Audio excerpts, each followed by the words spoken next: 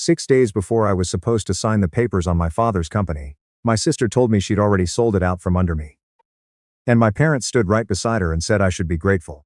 3 weeks later they were calling me from a lawyer's office, voices cracking, begging me to come fix what they'd done. I didn't answer, not right away. I made coffee first. I should back up. My name's Theo. Wait, no. I've been telling this story wrong from the start, which is probably why I couldn't sleep for about 4 months straight. Let me try again. My name's Reid. I'm 36. I live in Kelowna, and until about 18 months ago, I genuinely believed my family was one of the good ones. The kind that argued about hockey teams and showed up to each other's graduations. Not the kind that hands your future to someone else while you're still in the room. My grandfather started a small equipment rental business.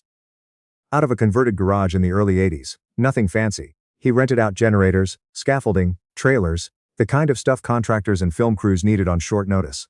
Over about 30 years my dad turned it into something real. 4 locations across the interior of BC, a name people in the industry actually recognized. When I was 12 my dad sat me down at the kitchen table and said, "Someday, this is yours and your sister's." I took that seriously. She didn't. My sister. I'll call her by her name. Which is Lynette.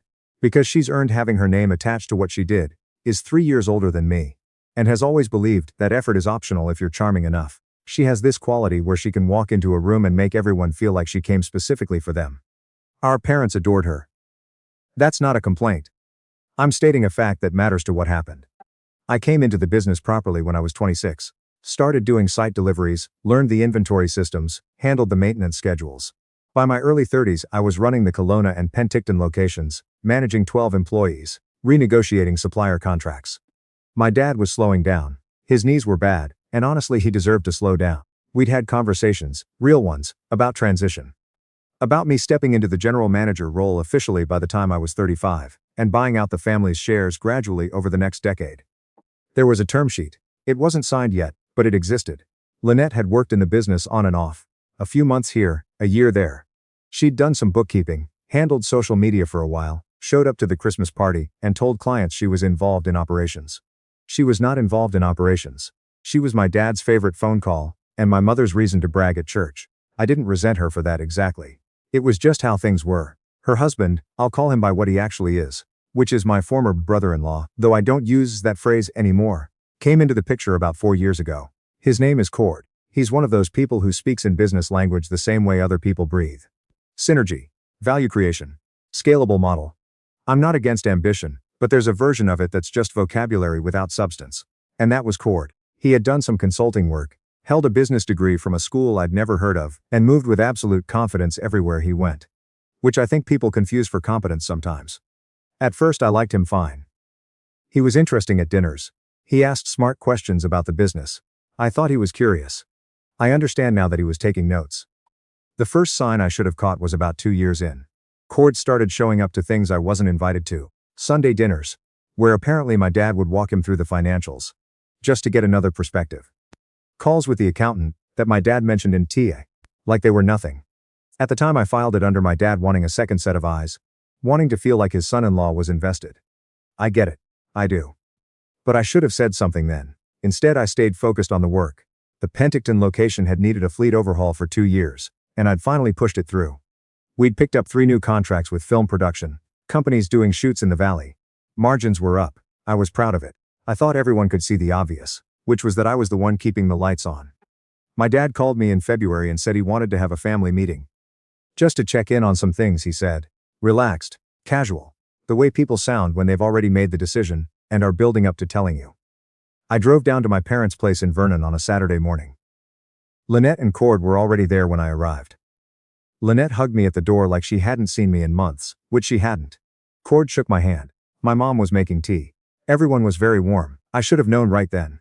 We sat in the living room. My dad had a folder on his knee. He did that little throat clear he does before hard conversations. I've heard it maybe 5 times in my life. And then he said that he and my mom had been thinking a lot about the future of the business.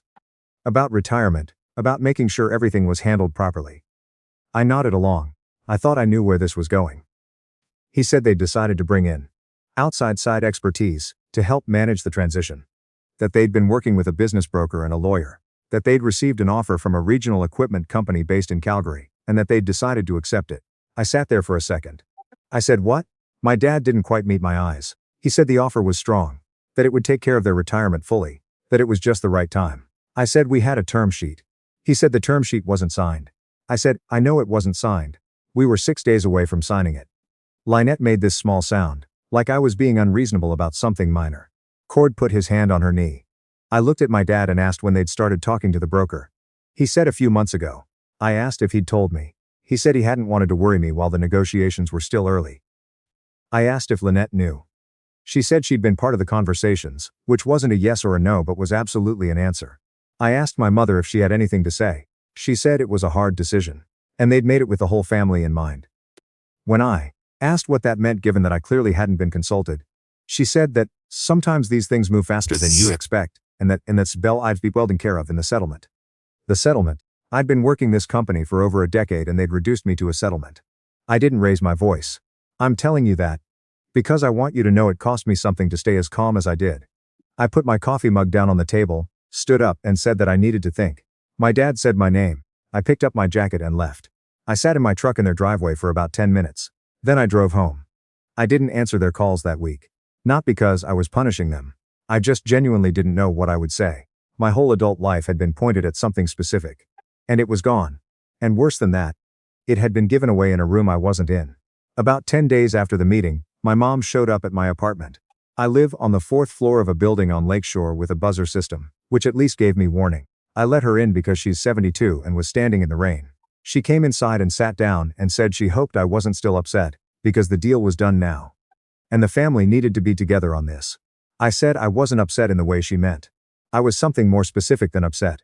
I said I'd spent 11 years building equity in that company on the understanding that I'd be buying into it, and that they'd sold it without telling me. And I needed her to understand why that wasn't something I could just move past over tea. Tarpisgarthi. She said I was making her feel guilty when she'd done nothing wrong. That was the sentence that told me everything I needed to know about how this was going to go. Lynette called me the following week. I answered. Maybe because part of me was hoping she'd say something that made sense of it. Instead she said that I needed to stop being cold else, to Mom and Dad because they were old and stressed and they'd done what they thought was best. I asked her if she knew the offer was coming when she was sitting in that living room. She paused just a half second too long, and then said that she'd been trying to help the family. I said, help the family how, exactly? She said Cord had connections in the industry, and had been the one to bring the Calgary company to the table.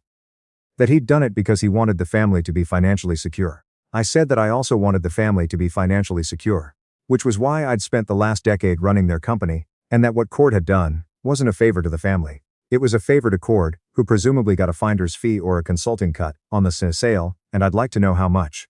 She hung up. The deal closed. I found out via a forwarded email from my dad's assistant, who'd been CCing me on routine operational stuff for years out of habit, and apparently didn't realize I was no longer relevant to those conversations. The Calgary company took possession in April.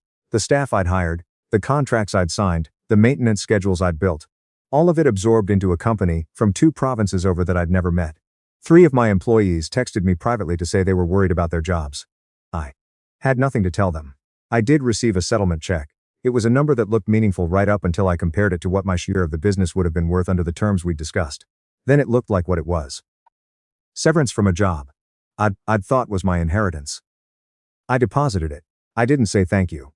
I started looking for work, which is its own specific kind of humiliation. When your whole resume reads like a love letter to one company. I picked up some consulting contracts. I slept badly. I ran a lot, which I'd never done before, but it turned out running until your legs hurt is a reasonable substitute for screaming when screaming isn't available. About 2 months after the sale, I got a call from one of my dad's former lawyers, not his current one, the one he'd used for years before switching firms. This lawyer, I'll call him Douglas, said he had some questions about the transition and whether I'd been made aware of certain details before the sale closed. I said I was not aware of most of the details before the sale closed.